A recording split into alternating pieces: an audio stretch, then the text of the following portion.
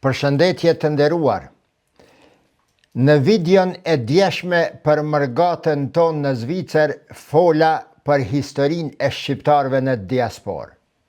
Aty thash se do të bëjmë një udhëtim të përbashkët, të jashtëzakonshëm intelektual dhe emocional, sepse do të flasim për një histori që nuk është shkruar sa dohet e si dohet, për një histori sakrifice, lotësh, mundi, krenarie dhe suksese.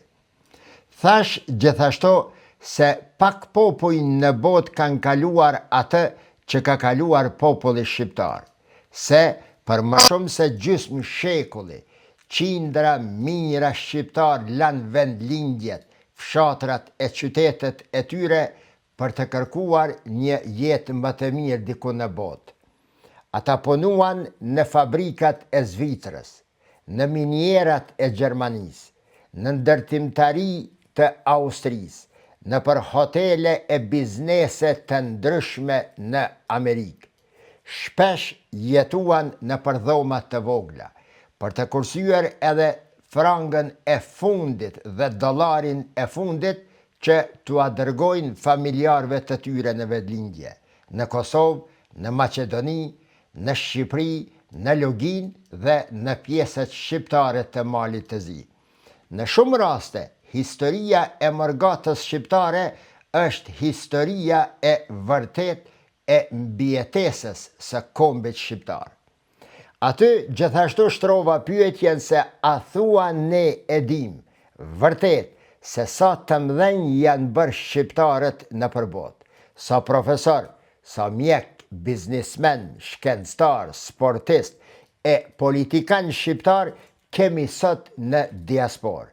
Sa para kanë investuar në trojet shqiptare, sa ndikim kanë në ekonomin, kulturën dhe politikën e vendeve ku jetojnë. Ju bëra thirrje dje, siç e përsëriti edhe sot, që këtë video dhe videot e të tjera që flasim për mërgatën ti shpërndani sa më shumë, sepse dua që këtë video dhe këto video të jenë pjesë e çdo familje shqiptare në diasporë. Dua që secili shqiptar në botë të ndjej se është pjesë e kësaj historie të madhe që po e shpjegojmë, sepse historia e mërgatës shqiptare nuk është historia dikuj tjetër, por është historia jonë e përbashkët, është historia e një kombi që edhe kur u shpërnda gjithandej në përbot, nuk pushoi kur se mbeturi shqiptar.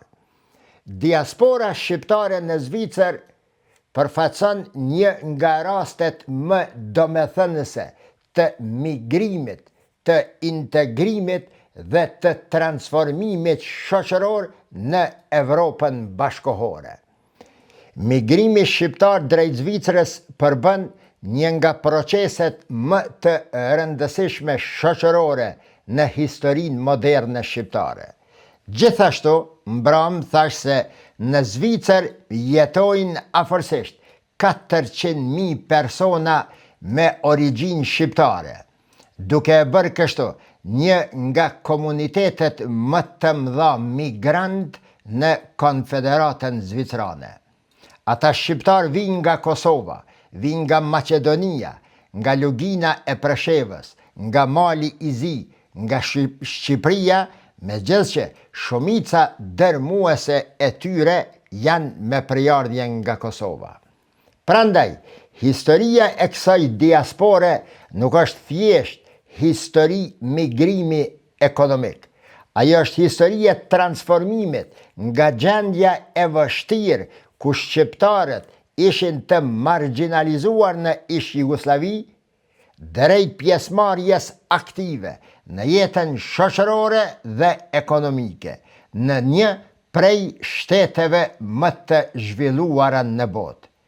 Migrimi shqiptar drejt Zvicrës ka filluar në vitet 1960, sepse në atë kohë si Gjermania e si Zvicra kishin nevojë për punë krahu. shumica e shqiptarve të asaj kohe, që shkuan në ato vite atje, kishin arsimim të kufizuar dhe punonin kryesisht në sektoret që kërkonin punë fizike, në ndërtimtari, në industri prodhuese, mirëmbajtje infrastrukturore, bujqësi dhe të ngjashme.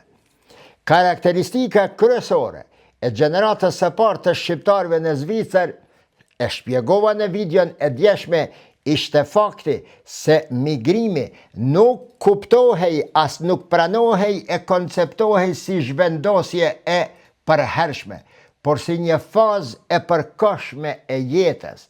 Zvicra në syrin e atyre shqiptarëve nuk shihej si një adhe i ri, por si një vend pune e përkohshme. Mirë po, kështu nuk ndodhi me shqiptarët të cilët dikur më herët shkuan drejt Amerikës. Migrantët shqiptar të Amerikës shkuan atje për të mos u kthyer kurrë më në tokat shqiptare. Kolonit e para shqiptare formohen në vitet e 70-ta në Zvicër. Njerëzit, për shkak se nuk e dinin gjuhën, ata mblidheshin rreth njëri tjetrit edhe më shumë. E kjo ndikoi edhe negativisht edhe pozitivisht. Pozitivisht, sepse ruajten lidhjet e tyre mes vete dhe me atë dheun prej nga ku kishin shkuar. Negativisht, sepse nuk mund të integroheshin lehtë në shoqërinë zvicrane. Shumica e parave të shqiptarëve të kësaj periudhe dërgoheshin në atë, por nuk hargjoheshin në Zvicër. Dhe fal atyre dërgesave, atyre parave, atyre ndihmave të cilat u dërguan në Ballkan, në trojet shqiptare filluan lulëzimin ekonomik pikërisht në këtë kohë për të cilën po flasim.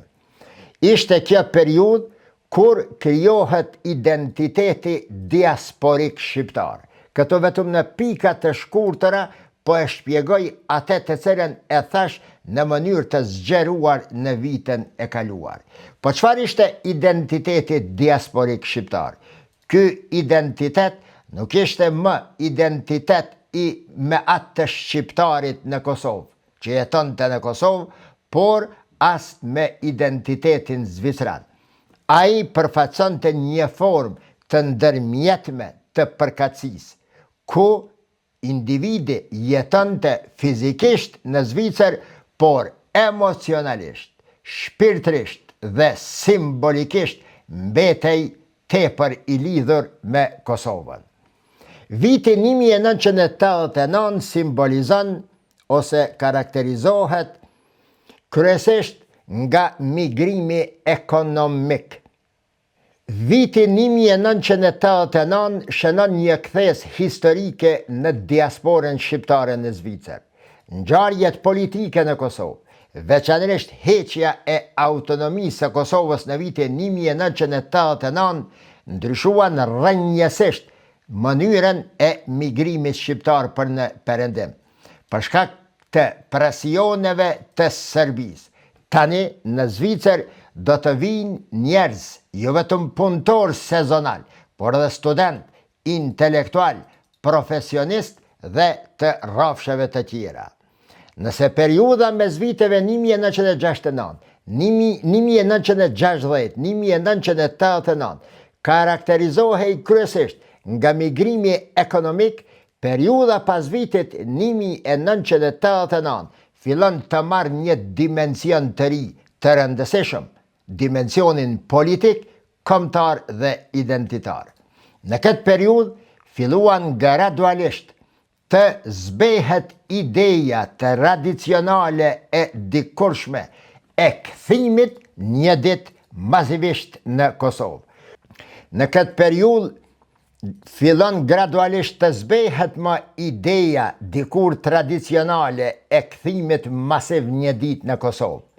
Sepse shumë familje shqiptare e kuptuan se ardhja e familjarëve dhe e fëmijëve të tyre tani e në të ardhmen do të edhe njëre babuq.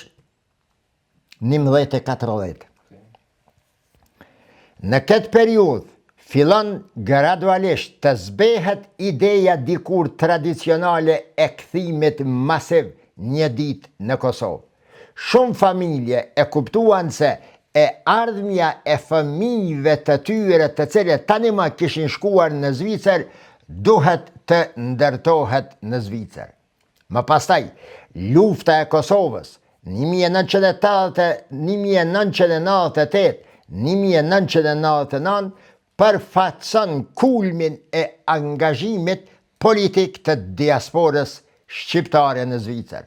Gjatë kësaj periudhe, komuniteti shqiptar atje fillon organizimin e ndihmave humanitare, mobilizimin e fondeve financiare, zhvillimin e aktiviteteve të ndryshme lobuse, organizon protesta publike në për rrugët e qyteteve të Zvicrës dhe natyrisht ndikon në sensibilizimin e opinionit publik zvicran në lidhje me gjendjen e rënd të shqiptarve në ish Jugosllavi. Gjatë gjithë kësaj kohe, e sidomos në 2-3 dekadat e fundit, Xhamia shqiptare, si një institucion shumë i rëndësishëm, luajti një rol të veçantë në jetën e shqiptarve që tani më po jetonin në Zvicër. Historikisht dhe shkencërisht, kur i lexojmë literaturat të cilat flasin për migrimet, për shpërnguljet dhe egzodet, shohim aty se institucionet fetare, xhamiat apo kishat apo sinagogat, konsiderohen ndër mekanizmat më të fuqishëm të ruajtjes së identitetit kulturor dhe kombëtar të një populli. Rasti shqiptar në Zvicër e konfirmon shumë këtë teori, sepse për më shumë familje atje xhamia nuk ishte më vetëm vend ku falej namazi, por ajo gjatë gjithë kësaj kohe, sidomos në 10 vjeçarin e fundit, ka shërbyer si qendër komunitare, hapësirë edukative, vend socializimi midis shqiptarëve, mekanizëm i ruajtjes së gjuhës, së kulturës, traditës dhe frymës shqiptare. Në shumë raste, fëmijët shqiptarë kam pasur kontaktin e parë të organizuar me njerëz pikërisht në xhamitë shqiptare. Megjithçë, disa herë sulmohet roli i xhamive shqiptare në Perëndim, nuk ka dyshim, siç e shpjegova në videon e mbrëmshme, se roli i xhamive dhe i imamëve atje është i pakontestueshëm në ruajtjen e traditës, të gjuhës dhe të kulturës shqiptare. Çfarë duhet të bëhet tani? Po e nisi materialin e videos së sotme. Çfarë duhet të bëhet tani e tutje, miq të dashur?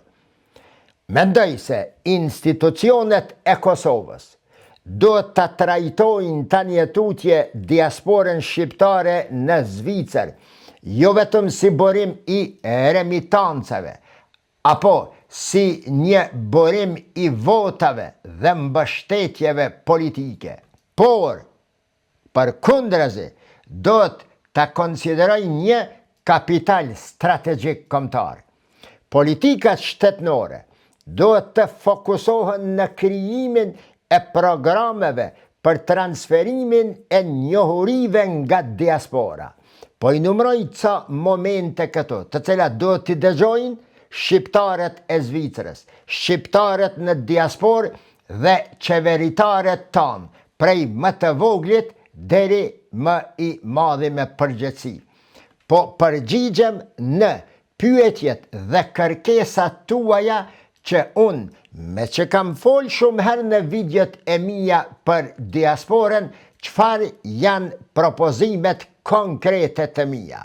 Minutazha nuk lejon të shtrihem në mënyrë analitike t'i përmendit të gjitha në mënyrë të shtruar, por në këtë video do të mundohem që ti ceki vetëm në pika të shkurta, më të rëndësishmet dhe në mënyrën më të theksuar dhe më të rëndësishme. Pra, politikat shtetënore të Kosovës edhe të Shqipërisë andej do të fokusohen në krijimin e programeve për transferimin e njohurive nga diaspora.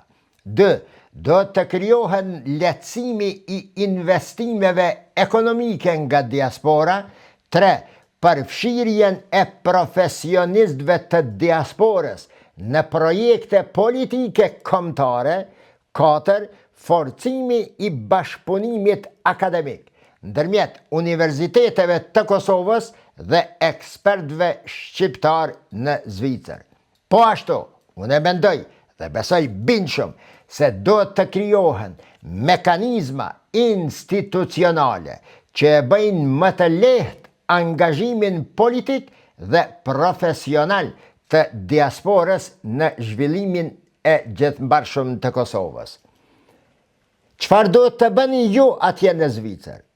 Komuniteti shqiptar do të vazhdoj investimin në arsimimin e brezave të rinj, sidomos në këtë pikë. Dhe në këtë pikë jam dalë hiç më pak se 30 herë në për ligjeratat e mia në xhamit dhe tribunat, derisa ftohesha nga jo gjithandej në Evropë. Pra, komuniteti shqiptar, shqiptarët në Zvicër do të investojnë më shumë në arsimimin e brezit të ri, në ruajtjen e gjuhës shqiptare, në zhvillimin e organizatave profesionale atje dhe në pjesëmarrjen politike në nivel lokal dhe kombëtar brenda Konfederatës Zvicrane. Diçka që ju intereson edhe juve atje edhe shikuesve tanë këto të din në lidhje me shumën e parave, shumën e parafort të parave të cilat diaspora shqiptare në Zvicër I ka dërguar në trojet shqiptare. Shifra të sakta nuk mund të dim, sidomos gjatë kohës së ish Jugosllavisë, por edhe më pastaj nuk janë evidentuar, nuk kanë dalë raporte specifike në lidhje me këtë.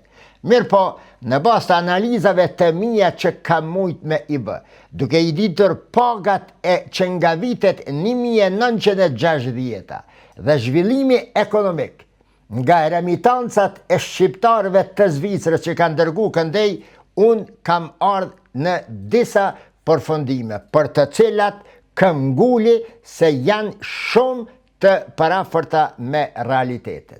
Mendimi im është se midis viteve 1960-1989 vlerësohet se shifra, shuma e remitancave të shqiptarëve të Zvicrës këndej ka qenë aty midis 4 deri në 7 miliard franga në vlerë nominale të asaj kohe, e që tani I bie shumë më e madhe.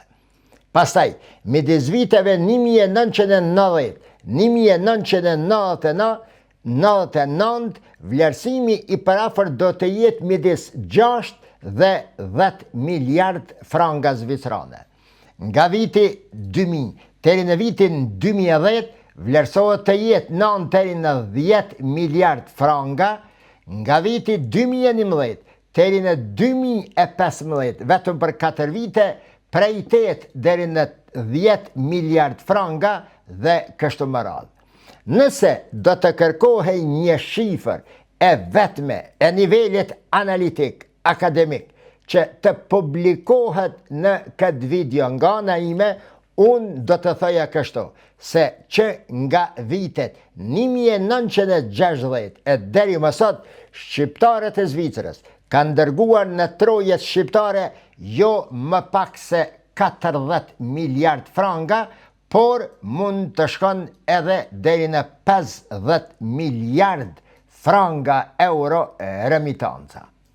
Tashmiq, në fund të videos së kaluar thash se do të përmendi edhe diasporat e kombeve të tjera në Evropë e sidomos në Zvicër, në mënyrë që duke parë në pasqyrën e tyre ta shohim vetveten ku jemi, në mënyrë që duke parë në dështimet e tyre ne të mos bijem në të njëjtat dështime dhe natyrisht duke parë zhvillimet dhe sukseset e tyre të nxjerrim ndonjë mësim të nevojshëm për neve. Fillimisht po e nisi me margatën hebreje në botë. Pyetja e parë që do ta kisha shtruar këto është cilat janë dallimet dhe ngjashmëritë midis hebrejve dhe shqiptarve edhe si kombe edhe si diasporë. Hebrejt, meq nga perspektiva e temës që po flasëm, kanë pasur disa avantazhe historike që shqiptarët nuk i kanë pasur. Ata të egzoduar e të dëbuar po, të masakruar e të vrarë gjithandej në Evropë dhe në përbot po, mirë po, në anën tjetër, në të njëjtën kohë, ata kanë pas një traditë shumë më të gjatë, diasporike, mbi 2000 vjetë, ndërsa diaspora shqiptare vetëm 60-100 vjetë është periudhë diasporike. Pra, përvoja e fituar përgjatë periudhës 2000 vjeçare, natyrisht se atyre ju kanë ndihmuar shumë pastaj t'i çojnë labirinthet e jetës, të gjejnë mënyrat, shtegjet nëpërmes të cilave një ditë ata do ta krijonin shtetin e tyre dhe do ta ndërtonin siç është sot në një nga shtetet më të fuqishme të botës. Kujdes miq, hebrejt, diaspora hebreje në përbot ka krijuar institucione edhe në nivele globale. Pra, hebrejt kanë krijuar dhe themeluar, mirëmbajtur dhe vazhduar deri në ditët e sotshme kongrese botnore, fondacione globale hebreje, kanë krijuar universitetet e tyre në përbot, organizatat të fuqishme globale ekonomike, kanë krijuar rrjete akademike ndërkombëtare, ndërsa i shikojmë shqiptarët në anën tjetër, ende nuk kanë institucione as për afërmi të krahasueshme me hebrejt në nivel global. Pra, një dritë, një shkëndi nga ku mund të shihet dhe duhet të shihet e ardhmja e shqiptarve në diasporë. Krijimin me patjetër të celulave fillestare, të cilat më pastaj do të çojnë në krijimin e këtyre institucioneve kaq të rëndësishme hebreje në nivel global. Diaspora hebraike ka ndërtuar edhe mekanizmat të tjerë shumë të organizuar, cilë për shembull, mbledhjen e fondeve nga cili do hebrej që ka jetuar dhe jeton kudo qoftë në botë. Pastaj ka krijuar fondacione të veçanta për investime në projekte të veçanta. Ka krijuar fondacione për ndikime politike dhe një fondacion, një lloj fondacioni të tjetër për lobime kombëtare, politike, shtetënore, hebreje, izraelite. Shqiptarët shpesh në këtë segment kanë betë të fragmentuar, të ndarë, sipas shteteve, partive, krahinave dhe feve, dhe që në këtë pikë janë shumë të dallueshëm nga diaspora hebreje. Po çka bëri diaspora hebraike për Izraelin para vitit 1948? Në këtë kohë, veçanërisht, ajo në SBA, Britani, Francë, Gjermani, financoi blerjen e tokave në Palestinë. Nëse ka kushtu $1.000, i ka thënë që për t'japë 10.000 veç largo për i këtuhet. Pastaj, në hapjen e shkollave të para me financime të diasporës hebraike në Palestinë, spitalet e para, shtëpitë e shëndetit të para, foshnjorët e para dhe çdo gjë që ka pas të bëjë me shëndetin janë hapur nga diaspora hebreje në Palestinë pas krijimit të shtetit të Izraelit në Izrael. Fillon të hap universitete dhe organizata të ndryshme politike. Të gjitha këto i ka financuar diaspora hebreje nëpërmes çatyre fondacioneve të cilat i përmenda. Por, çfarë ndodhi pasi u kriju Izraeli? Pasi krijohet në vitin 1948, diaspora hebraike ka luajtur rol vendimtar në financimin tani të institucioneve shtetënore, në financimin e ushtrisë, deri në 60% e të hyrave të diasporës janë orientuar ka institucionet shtetënore dhe financimi i ushtrisë.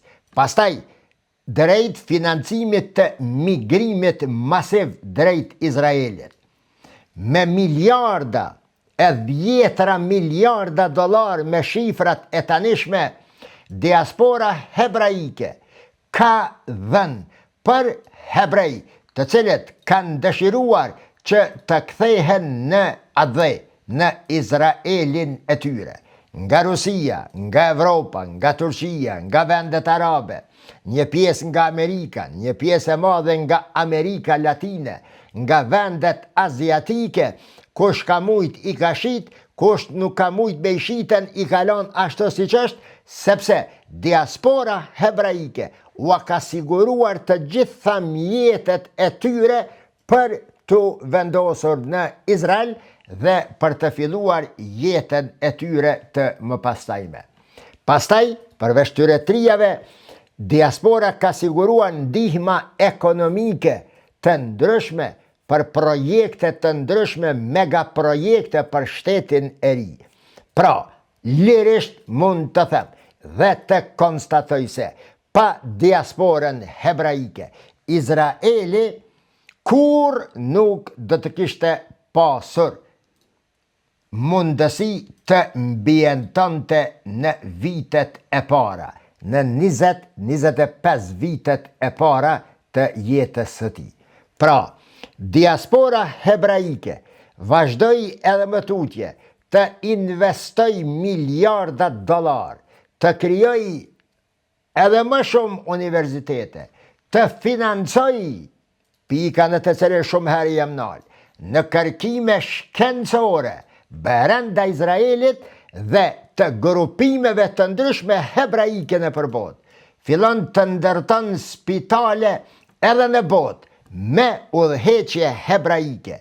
Fillon të financon programe teknologjike të ndryshme. Në fund të këtyre numërimeve, unë do të vi me propozimet jo, por me vërejtjet shumë të drejt për drejta të politikës kosovare dhe shqiptare, duke u bazuar në këto që ka bërë diaspora hebraike. Çfarë mund të mësojmë pra tani shqiptarët nga çdo përvoja hebraike? Sipas mendimit tim, jo ti kopjojnë diasporën hebraike, jo, por të mësojnë nga disa punë, taktika, strategji dhe parime kryesore të tyre. 1. Institucionet hebraike gjithmonë janë mbi individet. Diaspora hebraike ka ndërtuar institucione brenda Izraelit dhe jashtë shumë më të rëndësishme se sa individet të cilët punojnë aty, duke i respektuar atë drejtat individuale, natyrisht. Shqiptarët shpesh kanë ndërtuar figura, jo shpesh, por në të shumtën e rasteve kanë pas dëshirë që të shohin emra të përveçshëm, figura të investojnë kur kanë investuar në individ, por jo në institucione dhe në mënyrë institucionale. Hebrej gjithashtu kanë investuar vazhdimisht në universitete, si që thash, deri në ditën e sotshme. Kanë investuar shumë në shkencë, kanë investuar shumë në teknologji, dhe një këmbë i vogël mund të bëhet i madh vetëm përmes kësaj metode siç kanë vepruar hebrejt, diaspora hebreje. Në xhamijat e diasporës vazhdimisht kanë bërë thirrje që ju shqiptar këto që po i ndërtoni këtë xhamia, po i mirëmbani këtë xhamia, do të krijoni fonde të xhamisë.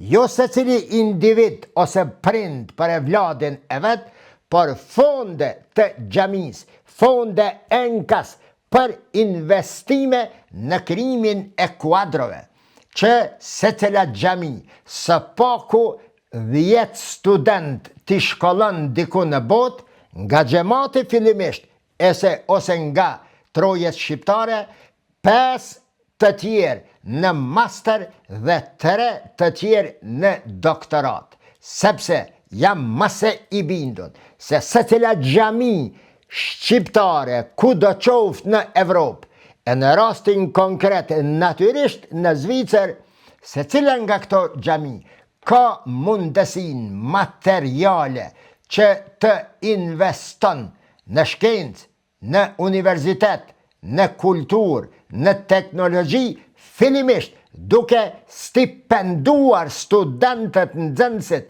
të cilët nesër do të jenë kuadro të tyra atje që do t'ju nevojiten dhe të mbar kombit shqiptar. Një gjë të tillë më mban shpresa se do ta marrin me seriozitet mërgjimtarët tonë në Zvicër dhe të krijojnë fondacione brenda xhamive. Unë po them brenda xhamive, jo vetëm brenda aty, por duke ditur se xhamit janë institucionet e vetme shqiptare në Zvicër të organizuara në nivel të duhur deri në masë të madhe. Tjetër miq, çfarë kanë bërë hebrejt? Hebrejt kanë krijuar rrjete akademike, rrjete globale ekonomike, rrjete profesionale. Shqiptarët kanë shumë mjek, kanë shumë profesor, kanë shumë biznismen në diasporë, por ende nuk janë të lidhur sa dohet mes tyre.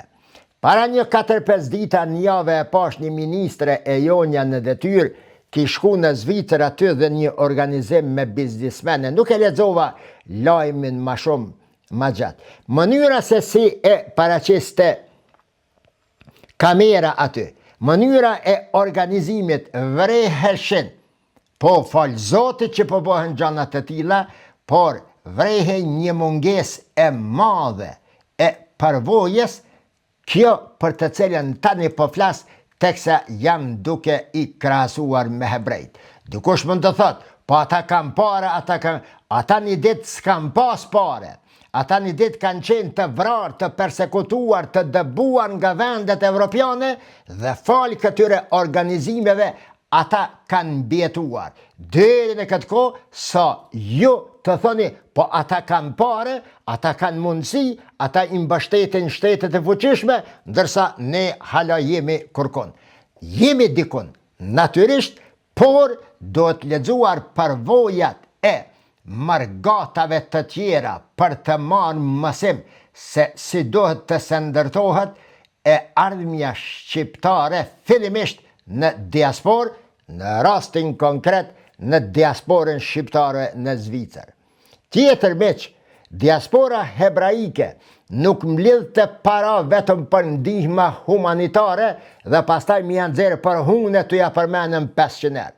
Por diaspora hebraike ka krijuar fonde për investime në projekte humanitare, në projekte afagjata, dhe kjo është një fushë ku diaspora shqiptare mund të zhvillohet shumë dhe do të marrë mësim shumë.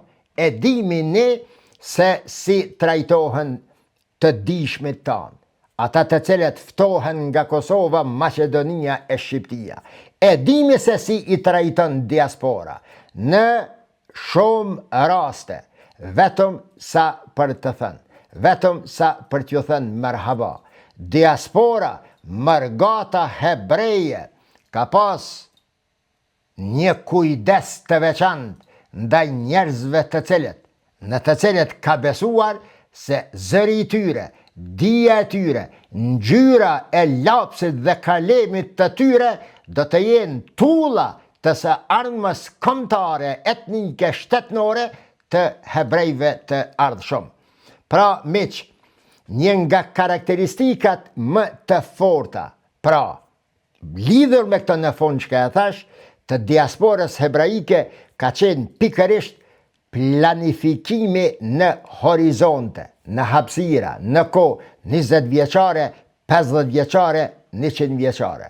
Jo pys juve, shqiptar të diasporës, shqiptare në Zvicër, na tregoni, se nuk i di, une personalisht nuk i di, cilat janë projekte tuaja në nivel diasporeje, në nivel të organizuar diasporeje, për afate 20 vjeçare, apo 50 vjeçare, apo 100 vjeçare. Nëse ka të tilla, kërkojnë ndjes këto për parashtrimin e kësaj pyetje në mënyrë të botërishme. Shqiptarët, une ato që e di, shpesh ndihmojnë, organizojnë, por ndihmojnë në cikle shumë të shkurta. Në momentin kur tretet shkaku, pasoja bie me njëherë. Shqiptarët nuk mund të bëhen hebrej, e di, dhe nuk ka pse të bëhen hebrej, e di edhe më mirë.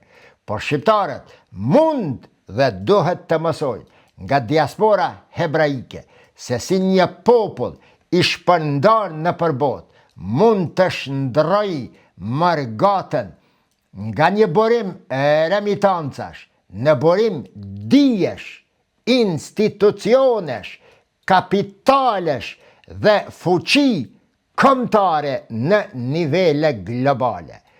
Ajo që më së shumti ju i nevojitet Mërgatës shqiptare në Zvicër dhe në përgjithësi Mërgatës shqiptare në për organizim janë dy: idet nga njerëzit të cilët kanë përvoja se si kanë vepruar Mërgatat në përbot dhe natyrisht shpirt shqiptarit të vërtet që pranon komunikimin, interaktivitetin dhe e fillon bashkëpunimin me synime për projekte afatmesme, së paku 5 vjeçare.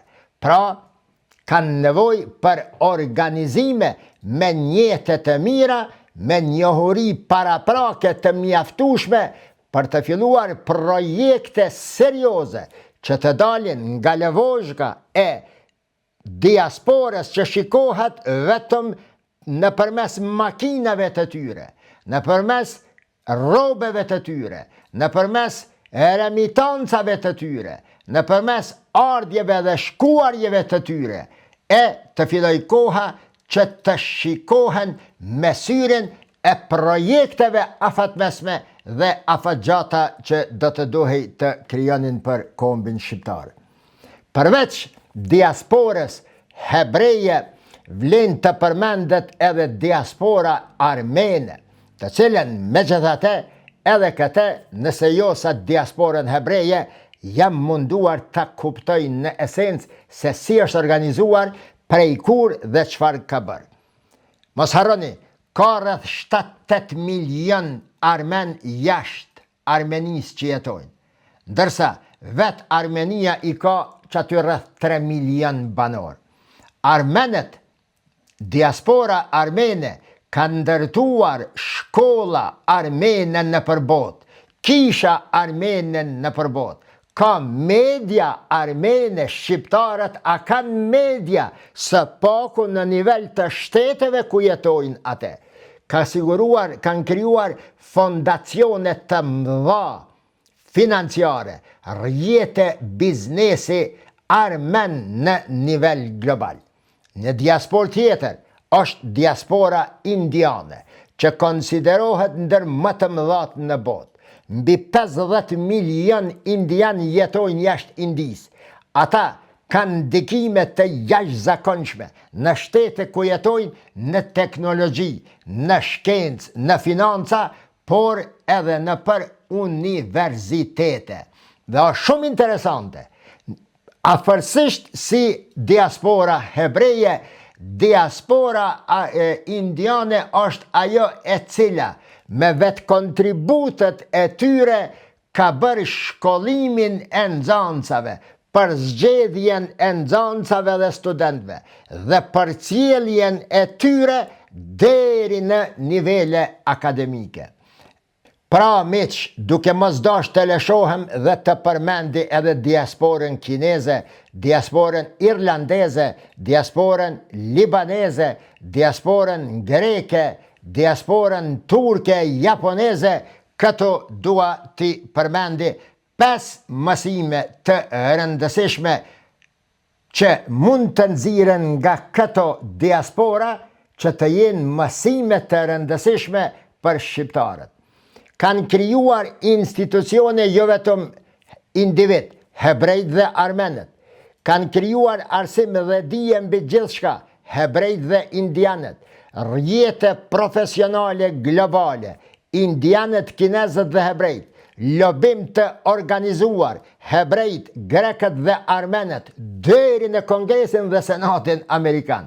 Dhe e pesta, investime afatgjata në vendin e origjinës, kinezët, irlandezët, hebrejt, e në këto mund të futen edhe shqiptarët. Pra, shqiptarët miq kanë ndërtuar një nga diasporat më të mëdha dhe më të suksesshme ekonomike në Evropë. Por, hapi i ardhshëm nuk është vetëm të dërgojnë remitanca.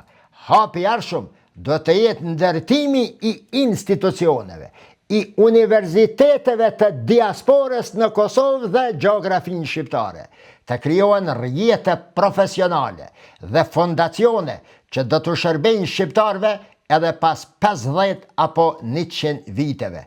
Kjo është ajo që morgatat më të organizuara të botës mund dhe ua ofrojnë në fakt si mësim shqiptarëve. Çka duhet të bëjnë shqiptarët në këtë rast? Janë disa propozime të mia konkrete me që po i kërkonin nga unë, të dashur shqiptar. 1. Duhet me patjetër krijimi i këshillit mbar kombëtar të diasporës shqiptare. 2. Regjistri botëror i kapitalit shqiptar.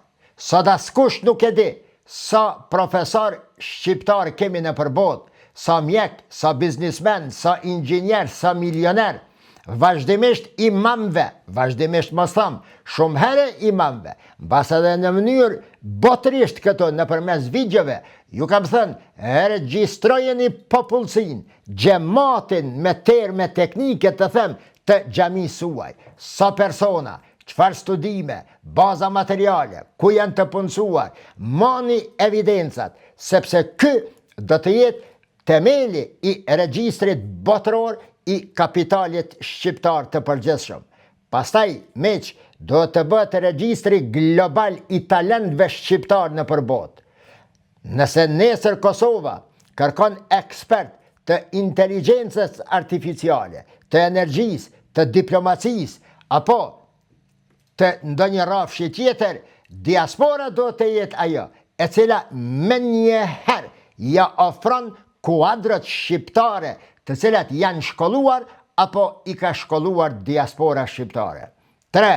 Do të krijuar fondi kombëtar i diasporës. Dhe unë mendoj se ky është puna kryesore, më e rëndësishme që duhet ta bëj diaspora shqiptare në Zvicër në kooperim me diaspora tjera. Shqiptarët miq kanë dërguar miliarda euro remitanca, thash, vetëm prej Zvicrës jo, o shqiptar atje që jetoni. Mbi 40 miliard franga i keni dërgue dhe harxhue në trojet shqiptare, në përvendlindjet tuaja.